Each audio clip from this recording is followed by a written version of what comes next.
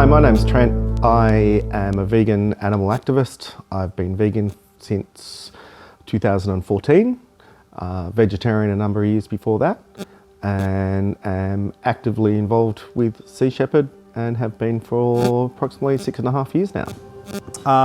I'm an everyday person. I've got 3 kids, 2 dogs, a mortgage, all that sort of stuff.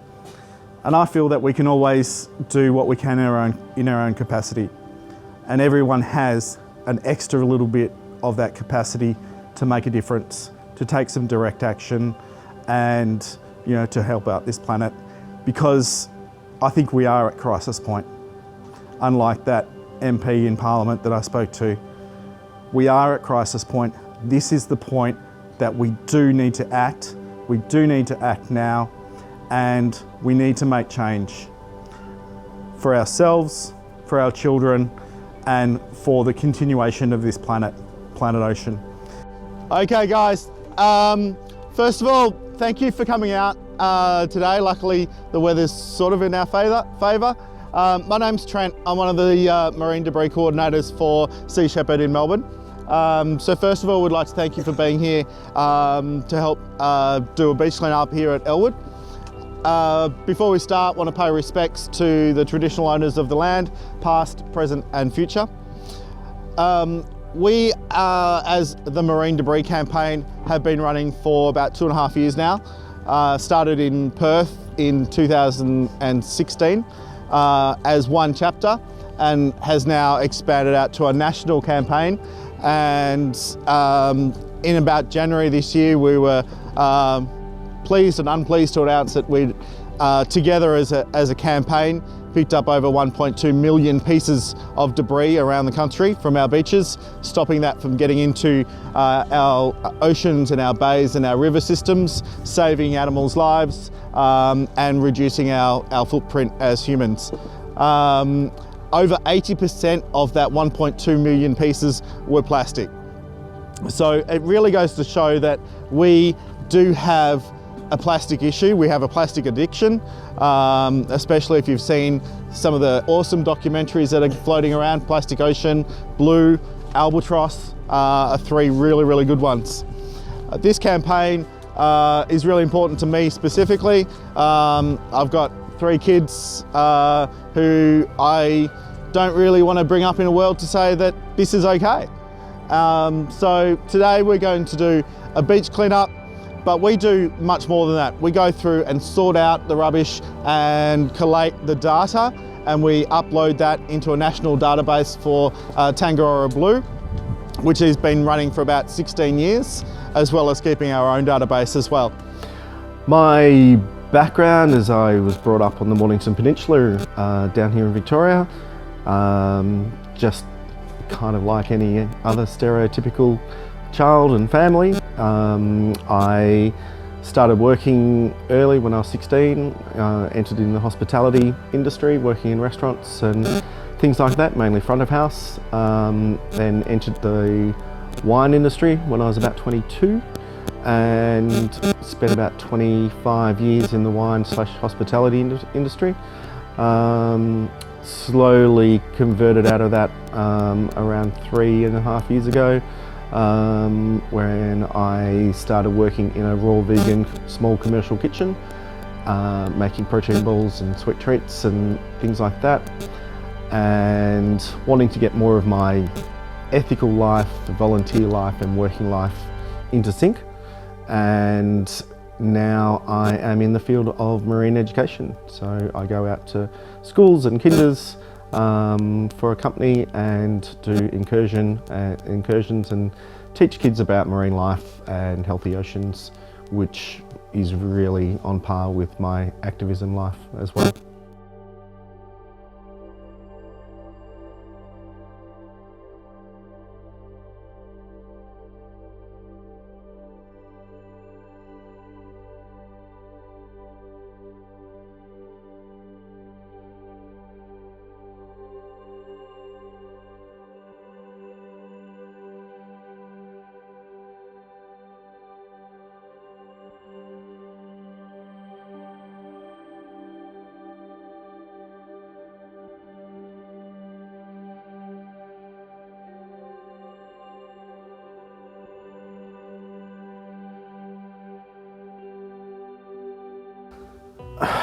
I remember early on, probably around 2013, someone told me you can't be an animal activist unless you're vegan. And I kind of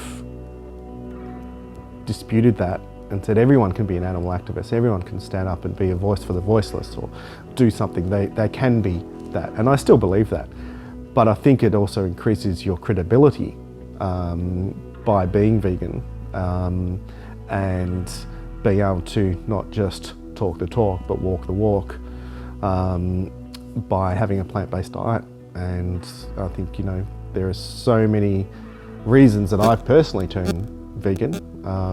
Animal activism, you know, against animal slaughter, to the healthiness of the planet, the reserves of water systems, to the preservation of the oceans, and for the future generations. My name's Trent and I'm an addict. I mean that in the way that I am human, and for a number of decades our species have been addicted to plastics. An indestructible product that was made for originally the purpose of good, but now it is destroying the planet. I'm a volunteer with Sea Shepherd and their marine debris campaign. I look after most of the beach cleanups and the marine debris team down on the Mornington Peninsula where I live. So I'm currently doing my diploma in marine science, just as a sideline effect, personal interest sort of thing. And one of the questions in the exam was describe the humane ways of killing fish and the non-humane ways of killing fish. And I'm finding it really hard to answer that question, because I think that if you look into the definition of slaughter, then there is no humane way of slaughter. Slaughter is slaughter, it's still death and killing and that sort of thing. And you know, I draw from my own experiences either in Taiji, Japan, or the Faroe Islands, where I've witnessed slaughter of dolphins and pilot whales and the like, and you know, they've said they've changed their methods to make slaughter more humane, and this process, you know, I've timed it, is still taking 20 minutes to kill a pilot whale. You know, a sentient being with its family around it, swimming in the blood of its relatives. So that definition of slaughter and humane, I don't think fit in the same sentence. We need to go back in time a little bit, and probably about 9 years ago, I was on a regular family holiday in Bali, and having a beautiful love for dolphins and things like this, I bought a movie called The Cove, and really not knowing what it was about, I put on this movie and I watched The Cove, and that was a pinnacle moment that really changed my life. I was glued to it. I was crying. My wife came back to the hotel room and I was sitting on the floor in tears. And she's like, "What's going on? Has something happened?" And I couldn't speak. I was like, "They're dead." She's like, "What? Have you got a phone call back from home? Has something happened?" And I'm like, No, the dolphins, they're dead, they're all dead. And she's like, didn't understand. And anyway, I composed myself and we had a chat, and then we both sat down and we watched The Cove again together, and that put me on a pathway to following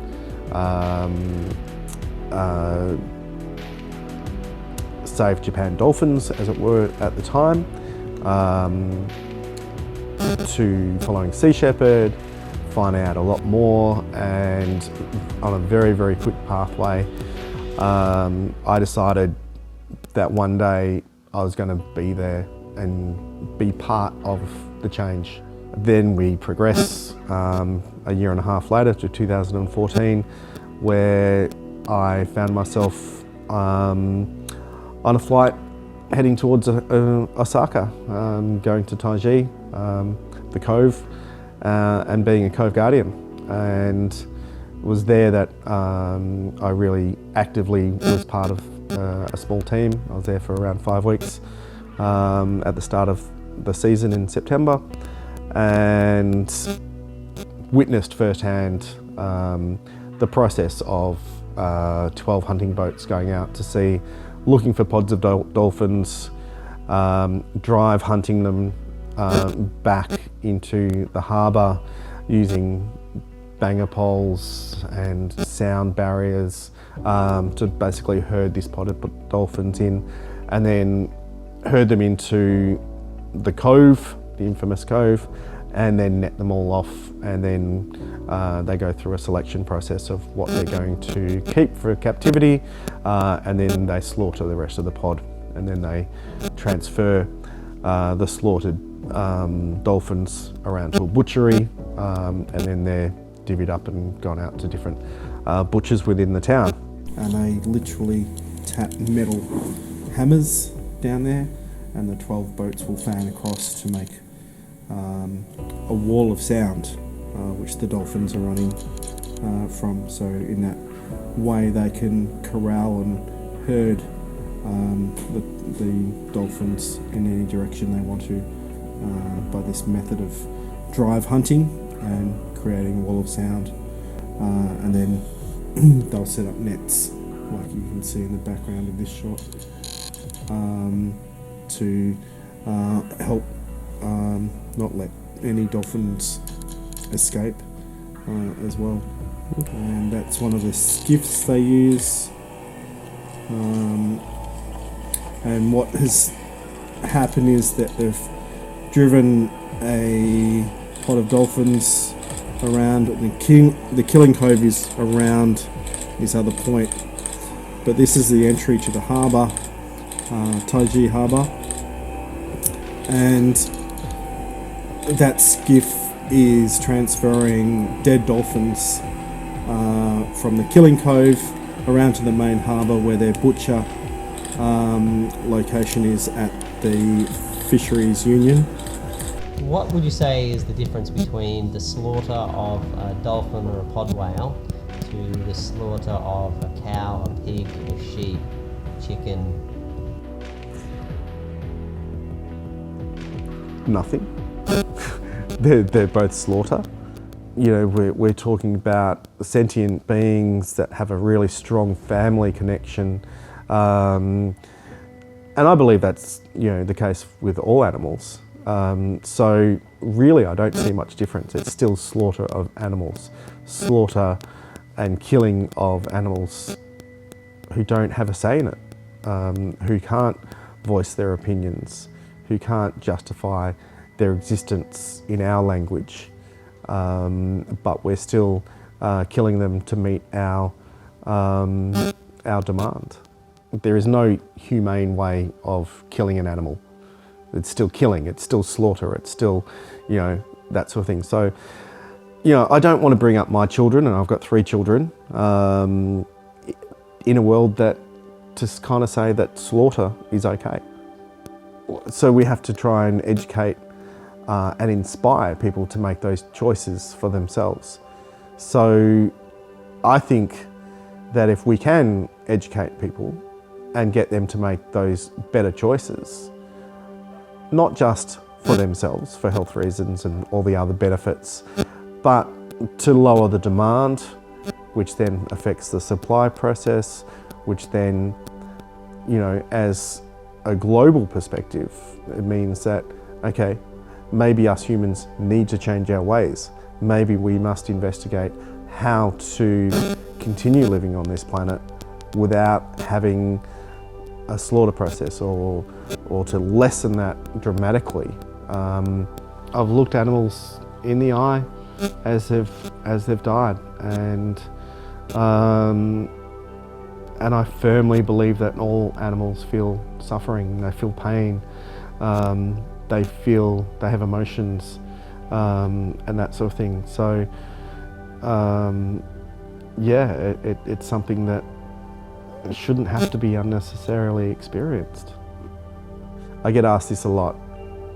What have I missed? What, don't you miss that steak, or don't you miss something? No, not at all. There is nothing ever since I've turned vegan that I have actually missed. There are stuff that you can create, or you're only limited in your diet by your imagination. I go back to the people that I've met. I occasionally give tours on the ships when they're in port, and I've had people join Sea Shepherd's onshore program and say, well, I did a tour with Trent and he helped educate me and inspire me to get more involved. I've had people that I've met at beach cleanups that have gotten more involved with that, and so yeah, it's great being part of that team of people that do inspire other people to go on and create change and be more powerful together. But it is pretty cool these days to see how many kids are involved leading their parents at a beach cleanup or things like that. So that's really, really humbling and inspiring back to me to know that I've been part of that team that is creating that as well. My final thoughts, whether it be on veganism, whether it be on animal activism, whether it's on Sea Shepherd, whether it's doing any other form of doing anything positive for this planet, would be we are at a crisis point. We do have the capability to create change. One person can make a difference. Collectively, we can make a great difference. And do what you can in your own capacity. To be an animal activist doesn't mean that you have to give up your job or give up time with your children or go and crew on a ship for 4 months at a time, or you can do something every day. So yeah, do what you can in your own capacity and create change, because I really do believe that we are at the crisis point, and for future generations and the health of this planet, we have to. It's that simple.